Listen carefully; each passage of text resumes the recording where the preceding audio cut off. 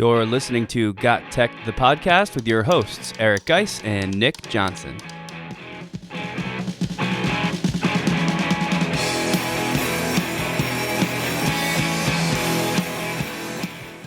Welcome back to GotTechED, the podcast. This is episode 40 called Targeted Learning, a standards-based grading tool that all teachers must have. In this episode, we'll unveil our very own learning progression model called Targeted Learning. This tool allows teachers to easily blend standards-based grading with choice boards and ed tech, all resulting in increased learning in a more student-centered classroom environment. Check it out.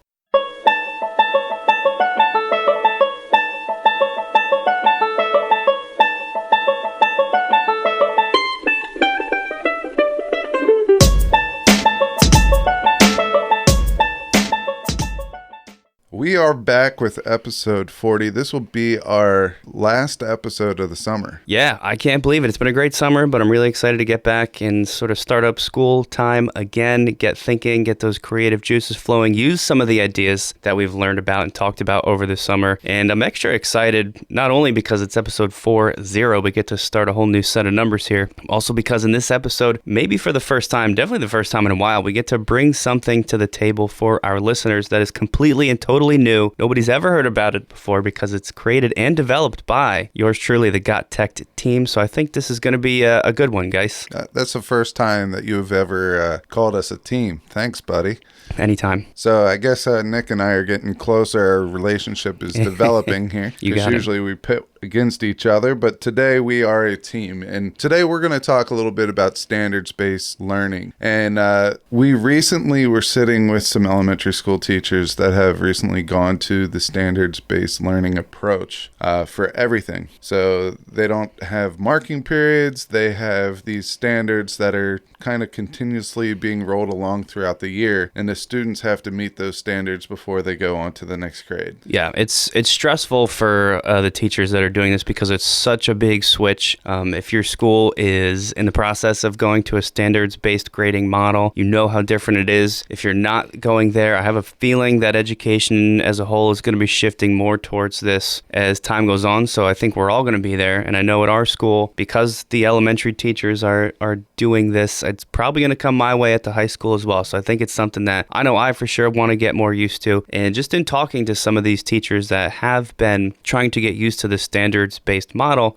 we realized that they needed some help. They needed some support in this process. In particular, just trying to figure out how traditional grading, when I say traditional grading, I mean like A, B, C, D, or just you get a percentage for like your math grade. You get a 92 this marking period in math. How does that kind of help prepare our students for real world experiences? Yeah, so at the high school, we have been teaching students to go for real world experiences. We've directed them that way. We've created these activities where they're doing collaborative learning projects. They're working through different pieces of technology. They're creating solutions. We've done all this. The only thing that's different here is the fact that the grading piece is a little different. The roles in the classroom's a little different. And the way that the classrooms look can be a little different. So don't think that just because you teach in a traditional like A, B, C, D, F grade system that you have to stay 100% traditional. There are ways to bring standards-based grading and learning into your classroom through projects. So that's a little bit of a misnomer. All right. So standards-based grading basically is just a collection of standards that needs to be met before students progress to the next level or the next grade. Okay.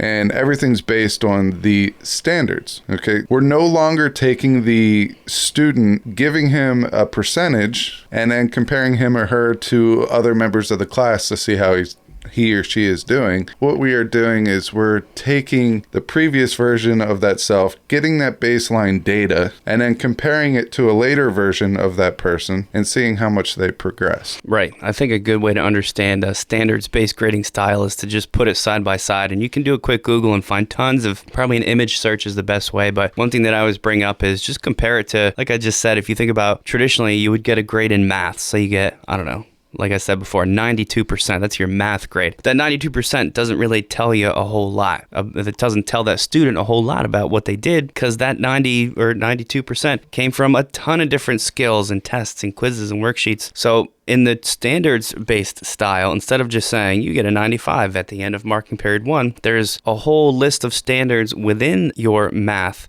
Let's call it a grade or a math report card, let's say. But you don't get one single grade for math. There's each individual standard has its own, basically a score associated with it. And instead of doing like an A, B, C, D, we go with like a proficient, advanced, proficient, needs improvement kind of a label. So within just your math score or your math report card, there might be 10 different standards listed, and you get pretty much a score, a rating on each of those individually. So you can actually see what you did well, where you've improved, and areas where you still need to improve. It's supposed to be a lot more student-centered and really focusing on what should be important for our students, and that is learning and advancing. I don't know why I just thought of this, but I'm going to say it anyway because that's normally what I do. But as a little kid, for every A that I got, and this was the whole way up through high school, for every A that I got $1. If I got straight A's, I think I got like $20. All right, little incentive from the parents. Imagine now with a standards-based grading report card, I'm getting proficient or advanced proficient. I could be making a lot of money. This could be a business for some of our elementary school students. That's a great point. Yeah, because if you got that dollar for every single standard that you got a 3 or a 4, meaning you're proficient or advanced proficient, that would be a good business. Could be very beneficial for any of our student listeners out there. All right, so let's get back to it. Let's talk a little bit about we talked a little bit about the grading. Let's talk a little bit about the roles. So the teacher role and the student role in a traditional. And Nick, why don't you take the traditional and I'll take the standards-based. Sure, you kind of gave me the easier one, which I'll definitely take. Traditional, it just the student walks in, sits there and listens to the teacher or does some kind of activity. But then after that, there's just got like a set amount of time, right, where, okay, this week, class, we're learning this thing. And on Friday, we have a quiz on that thing. And there may be lots of really great experiences happening before that quiz to kind of support students and help them out. But once that quiz day hits, once that set amount of time is over with, that topic is finished, and wherever the students are at that point, that's kind of the end of it. And if you still needed help, or if you didn't get enough time or support and you didn't do so well on that quiz, pretty much the class is moving on, and you got an 86 on that quiz, and that's it. Time is up for you because we got to kind of march through onto our next topic. And this is, of course, it's called traditional because this is the school environment that most of us kind of grew up in and are used to, and probably what you think how school is. But we're sort of starting to shift that, of course, with standards based. So guys, how would that change in a standards environment? All right, so through that, you kind of described in a traditional classroom, the teacher's role is to teach. They're the director. They're the sage on the stage. All right, they have the information. They're giving it to the students. With standards-based grading, that can happen, but usually it's more shifted towards the learner's needs, and it becomes more personalized, and it becomes more student-centered. So really, that student is taking control of their learning. They might get a little bit of direction, but for the most part, they're going to take control of their learning, and they're going to try to progress to meet certain standards. Now, this could be tricky because sometimes the teachers have to take time to explain those standards and kind of model for them how to get from the, they want to move towards proficient or advanced proficient from whatever term that you say is at the beginning, whether this is baseline, whether it's unsatisfactory for that standard, we want to get there. So in the traditional, the teacher is the sage on the stage. On the standards-based grading, they tend to take a back seat a little bit and become the facilitator, the curator. They have several roles there. The students, they're going to take control of their learning. They're not going to be passive. They're going to be active in their learning. So as far as the roles there, that's kind of the differences between the two. But let's go straight in, and we talked grading already, A, B, C, D, F versus just getting a 3 or a 4. That's what we want to shoot for. But let's go to the classroom real quick. Classrooms look different. In that traditional classroom, we have rows of desks or 6 desks in a bunch or something like that. All right. You're starting to see in these standards-based and collaborative classrooms a more collaborative layout. Whether it's flexible seating is what they call it, where some people have couches in their classroom. There's different sized tables, different sized chairs, just a more comfortable environment that allows students to collaborate and move around a lot. And that's very important in the standards-based and student-centered classroom. Right. So here, imagine this, kind of why we need this sort of change in classroom environment. Let's say we're an elementary, I'll keep going with math here, elementary math teacher, and there's one of the standards that I'm supposed to teach, let's just say is, if from the student perspective, it might be something like, I can find the product of a 2-digit number. So we're multiplying 2-digit numbers. That's what we want their students to know. That's the standard. So the whole progression start to finish in this new classroom environment is the students learn the new skill, just like they always have, whatever method that's going to be, whether the teacher's up there talking or a video or whatever else. But the difference with standards-based grading is they learn that new skill, then they get to practice the skill. As they practice the skill, they're making mistakes. They're getting time to analyze and fix those mistakes themselves. Once they feel like they get it, they get to take a quiz on that skill, a formative assessment that doesn't probably count for anything at all. They're just doing it to kind of see where they are. And that's the kind of, you have to show your students how to work through this new process because they're used to a quiz being the end. Well, quiz is just kind of what you do along the way to see what you still need to improve on. So you take the quiz, you make more mistakes, you ask for help, you keep analyzing and fixing mistakes and kind of like this loop, and you can re-quiz yourself and do these formative tests as many times as you need until at the very end, once the student is sure that they've mastered it or they feel like they have, they can finally do something to demonstrate that mastery, some kind of end product. So we need this sort of different classroom environment to support this, where different students are doing different things. They're at different points. Some master that particular standard really quick and they move on to the next one, and you've got to be ready for that. Others may spend more time in that sort of feedback loop of testing themselves and fixing their mistakes before they demonstrate mastery. So it's just a totally different environment, but the best part about it is much more student-centered, and I think the learning happens at a much deeper level here. All right, so that is pretty much the summary of standards-based learning. Nick, do you have anything that you wanted to add there? No, only that we think that we have a pretty exciting solution for teachers here. So stay tuned in the next couple segments where we can explain our creative new solution for teachers trying to implement standards-based grading in an effective way, because I think we've got a great tool for you guys. You can follow GotTechED outside the podcast at gottech.com or on Twitter at WeGotTechED. So we've been teasing this new tool that we've developed for teachers that are trying to implement a standards-based grading style in their classrooms. And finally, we're going to sort of wrap up the whole episode in one big giant segment that is jam-packed with ed tech and ideas to incorporate with this new style. It's called targeted learning, and I think it's probably one of the most helpful things that we've come up with so far. It's pretty new. I've only used it myself a couple times in my own classroom, but I've seen some pretty exciting things happen with it, and I'm really excited to share it today. Really quickly, though, before we get into targeted learning, pretty much what we're about to walk through is a progression that would happen in a standards-based classroom, and one way that you might incorporate this progression through a choice board. So we're going to be talking a lot about choice boards, and I just want to make sure that everybody listening is familiar with those first. It's really nothing fancy. It's just a grid. Imagine a bingo board or a tic-tac-toe board. They can be paper, they can be digital. The whole idea is each square on the grid has a different option that a student can do. You might ask them to do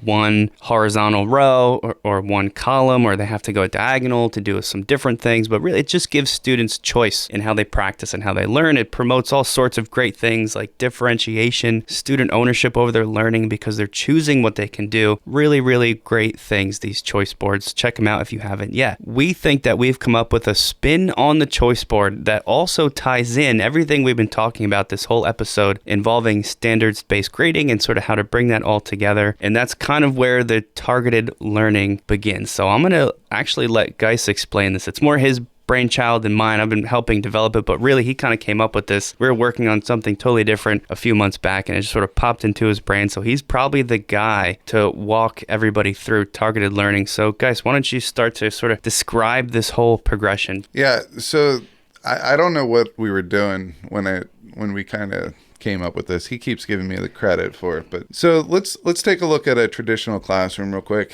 We we have a progression that we get into, or a pattern that we get into pretty much every day. Students come in, they do some type of intro activity, question of the day, do now, whatever. You go and you do the meat of the lesson, and then at the end there's a concluding activity like an exit slip or a walk out the door. So that's the progression for a traditional. But when you look at standards-based learning, that progression doesn't carry over, because a traditional lesson may last one day, where a standards-based learning lesson could last a week but cover a variety of different standards. And also another thing is it's usually at the student's pace, because it's more student-centered or personalized. So I wanted to come up with a progression that fits in the standards-based learning model. And we use the choice board to house this progression. But really, it's research, it's formative assessment, summative assessment, and then based on how they did with that summative assessment, they reach that target goal.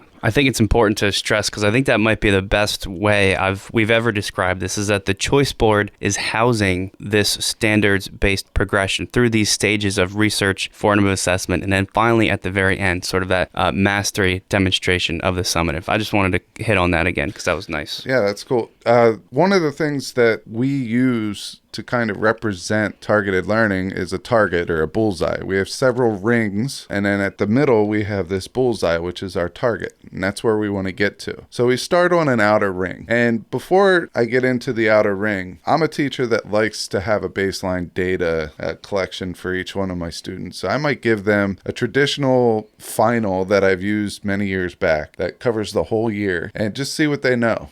Maybe it's 50 multiple choice questions. It doesn't have to be something that takes 2 weeks to grade. All right, put it on a Scantron. It's fine. It's just for baseline data. And you want to see where each student is. And maybe before you collect all this data, you know which question goes with which standard. So it's just a baseline data set.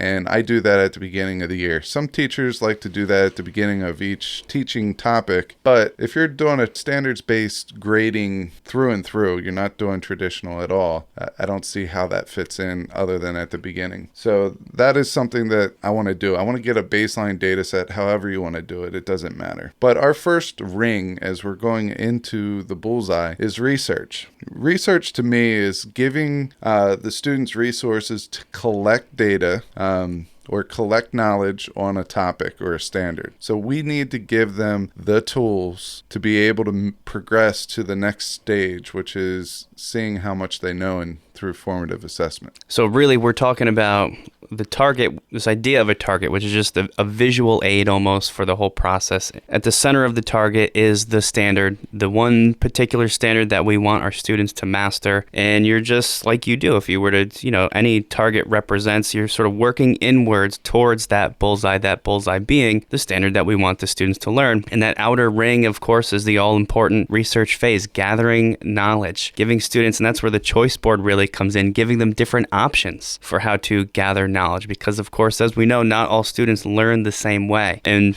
of course, we think that technology can play a really big role here when it comes to this research phase, especially if you're trying to give students different options for how to access this new information related to the standard. So we just kind of threw together some different options that teachers could use when they're building that research phase of their targeted learning. And probably the simplest one is just a video, of course. If you've got your own maybe screencast that you've put together explaining a different topic, you could make one of the grids on your targeted learning choice board. Simply watch this video, maybe offer some guided notes for those students that need it. Or how about a thing link? Thing link, one of our favorite tools. It applies in so many different areas. Find an image, annotate that image with different things that the students can click on to learn whatever they need to learn. An ed puzzle, a Wakelet. Maybe you've curated some different resources on a Wakelet board and you just put the link for that and you have your students kind of work through whatever you put together on the Wakelet board. One of my favorites that I'm just starting to get more into, insert learning, where you actually take a web page and it lets you embed additional content and your own questions and your own information on a existing web page. What an awesome way to have your students research and gather information. And of course,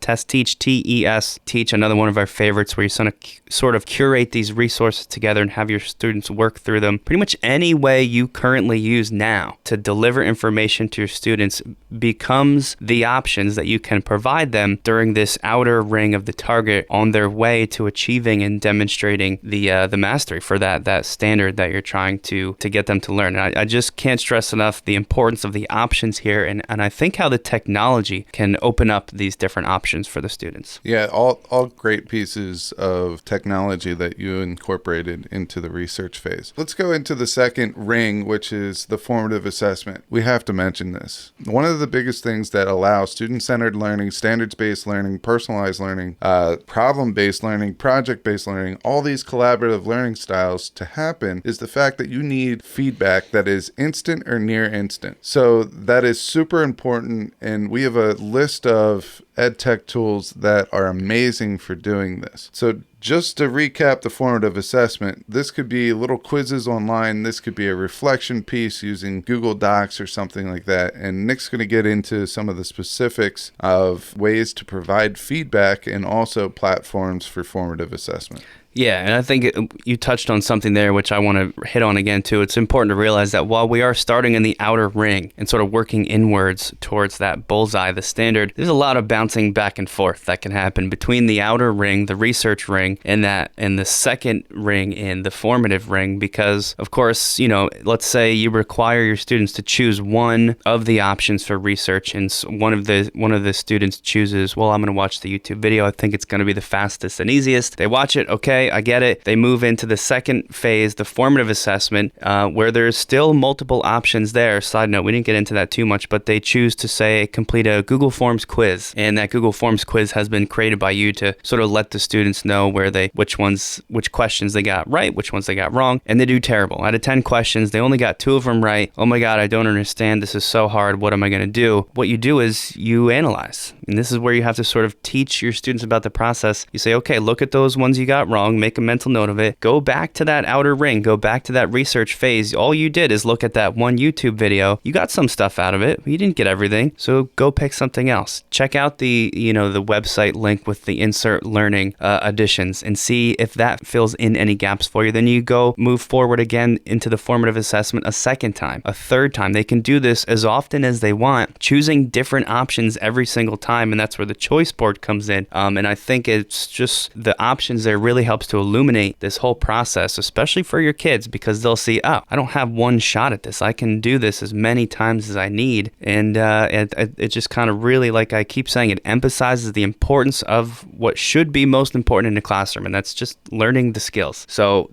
just like always, we think that technology can play a really big role here, especially when it comes to giving students different options. I already recommended, this is my favorite one, a Google Forms, just because a Google Forms has a quiz feature. It's not just about like a general survey. If you don't know, they have a quiz feature. And if you select their quiz feature, it scores their responses as long as it's multiple choice. You can do it with if they're typing answers as well, but their answers you have to set it so that their answers like match the exact correct answer in a certain way, and you can play around with those adjustments. But the Google Forms will tell the students instantaneously what they got wrong, what they got right, and even give specific feedback based on wrong or right answers. And you could also add another resource if they do get it wrong. You could add another resource in there for them to go check out to kind of reinforce or help them, clear up that misunderstanding, which is also another great feature with Google Forms. Yeah, that's important to clarify. So that's kind of my favorite one, and I've seen my students use it. They like it, they know it because of how fast it is. This also opens the door to all the gamification tools that we talk about. Quizzes, Kahoot, everybody knows Kahoot. GimKit's the really big one right now. We've mentioned it a couple times. Check it out. The students love GimKit, created by students for students. So cool. Any of these things that gamify your classroom, ask questions. Now the students can play those games, but they're quizzing themselves in the process. All right, so we talked a couple of formative assessments that you can give through quizzes, Kahoot, and GimKit. Let's talk about the feedback, and this is something that is near and dear to my heart that I believe in. Let's talk about more feedback other than Google Forms. Are there any extensions out there that we can get people to look at that's going to help them grade the formative assessments that are not multiple choice questions, that might not be so instantaneous, but can be relatively quick and easy to do? Yeah, I think there's a bunch of options out there. One of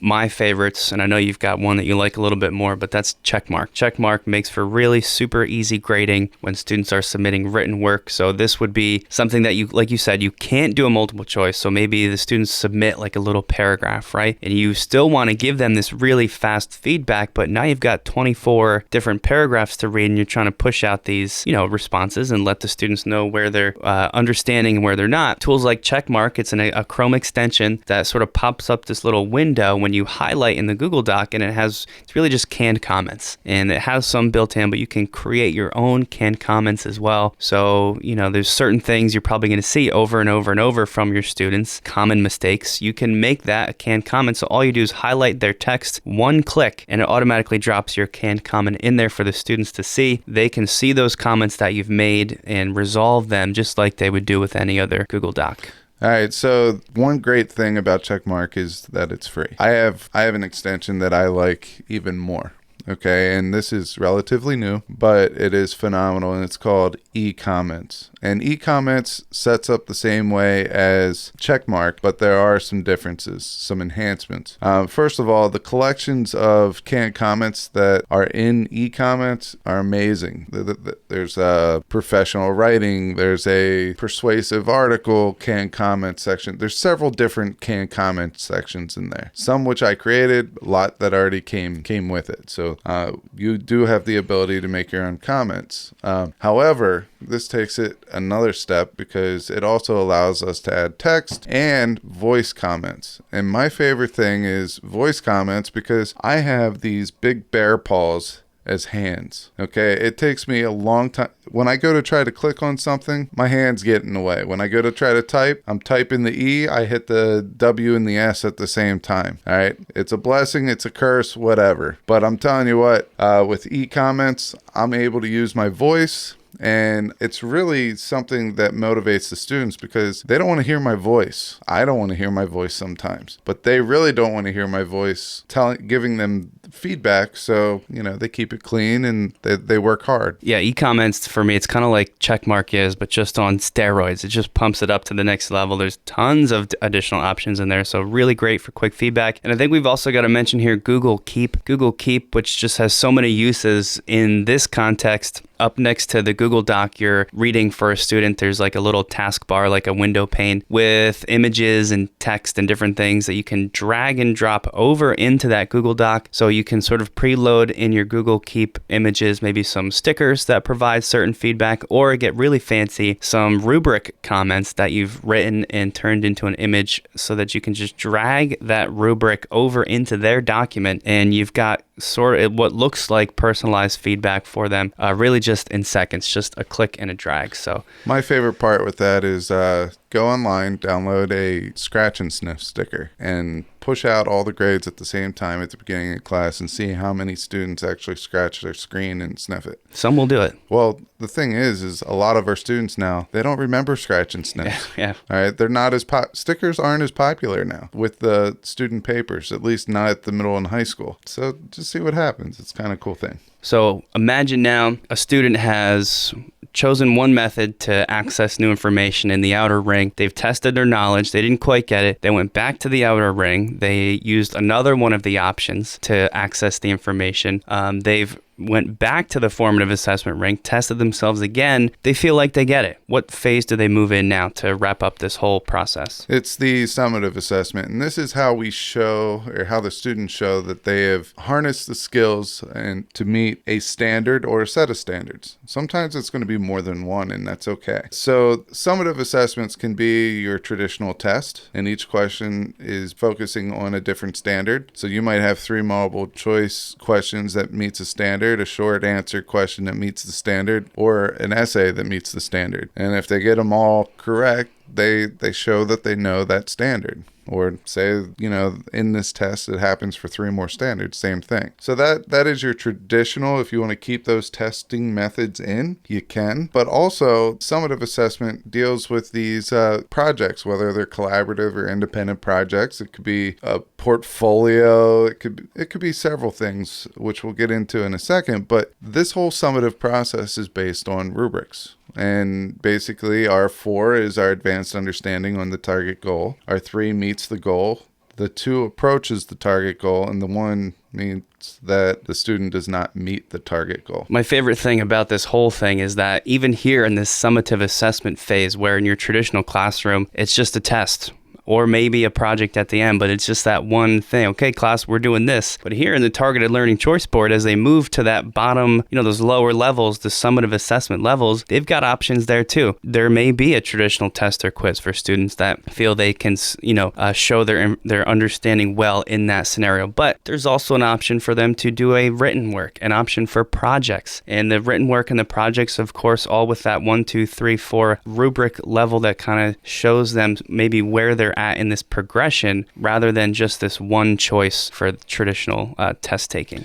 One thing about this level, and usually I give no more than 3 choices. Once you start giving more than 3 choices on that choice board per level, students take a whole period to figure out which choice they're going to select, because they investigate. They want to figure out which one's the easiest, or they want to see which one motivates, if they're working in a group, which one motivates most of the group versus another one. I always like to make my third box come up with your own, or let's talk, or something like that, because a lot of times if students grab something that they really want to do for this project, it's going to be a lot better and more in depth and more included than anything that I offer them at the beginning. So this is the only one that I like to do this for. Sometimes research, you could do it there. Formative assessment, I wouldn't offer that there, but I would always offer, let's talk or come up with your own, just as long as you get it approved by the teacher. Sure. And there's a lot of great tech out there for when you're making the rubric that your students are going to use, things online like Rubric Maker, Quick Rubric, and of course, we already mentioned Google Keep, where you can turn that rubric into an image and maybe different images for different scores, so you can really quick and easily drag those rubric scores into the student document. And even here at this summative phase, maybe more than anywhere else, there's so much great ed tech that can kind of help bring these different options to light for your students. If you're doing a traditional test or quiz, even there you could use Google Form to make that test or quiz, only this time the score counts in some way. If you're doing a portfolio where they sort of gather and show the different ways that they've learned, you can have them build a digital portfolio where the different things that they've made are present on a Google Sites, or maybe Weebly, just 2 different options for building a website where the students can put the stuff that they know. I even thought you could open up a student Wakelet board where they bring in different resources that they've created and drop them into the Wakelet. That also opens it up for review by the rest of the class. Could be pretty cool. Maybe you want your students to do a presentation as one option. So they build some Google Slides, a PowerPoint, make it professional with Prezi, or go to Slides Carnival to make sure it looks really good. eMaze is another one that we've talked about for really exciting, really professional looking presentations. You can have them build an ebook. There's Google Slides. That would probably be the easiest way to do that. When you make your slides, of course, you publish it as a PDF. Book Creator is another one. Also, just have them do a screencast. Take the slides that they've put together and record it with their voices talking over top, post online. Of course, with screencasts, you've got Screencastify, Screencast-O-Matic, and Loom is probably 3 of the top players there. So even in this summative phase, there's so many great options, and tech plays such a powerful role there. What did we miss in this, guys? Anything, or does that pretty much wrap up targeted learning? I think that wraps it up. I mean, just remember that this is a progression that worked for standards-based learning. It starts with doing research. After you already have a baseline knowledge of where each student stands, they do research. Once they graduate from the research phase, they think they know enough. They go into the formative assessment, and this could there could be several formative assessments, and those are just practice activities. One thing I can't express more is please think about whether you want to give them an actual grade that goes in a grade book. If you're trying to do standards-based learning in a traditional classroom, it can be done. But formative assessment, remember, you're asking them to practice, and to give them a grade on a practice is weird to me. I'll put it in this way. You go to a Votech school and you're in an auto shop and they show you how to change the oil of a car for the very first time. Never done it before. All right. And the teacher is watching the student practice doing the oil change on not a car, but like on a setup, a model or something like that. And the student keeps practicing and practicing and practicing, but the teacher is giving him a grade every single time he does it, or her a grade every single time she does it. All right.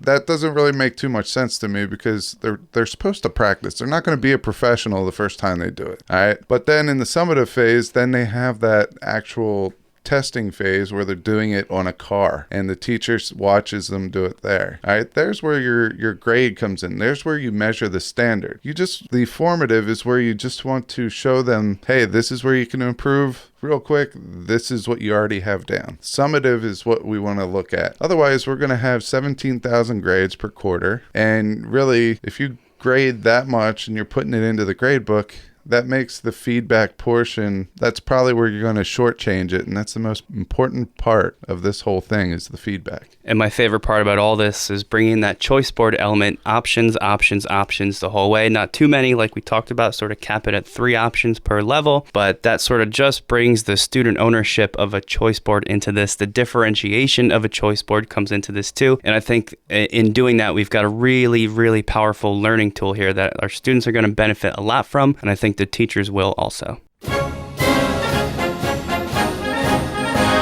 Thanks for listening to Got Tech, the podcast. Remember to subscribe to our show and follow us at We Got Tech on Twitter so you can stay up to date with the latest episode releases, blog posts, product reviews, and PD announcements. You can also follow Geis and I individually at Geis Got Tech and at Nick Got Tech on Twitter or on Instagram at Nick Got Tech. Finally, remember to check out our website, GotTechED.com, where we post all our episodes, articles, and resources available to you for free. Until next time.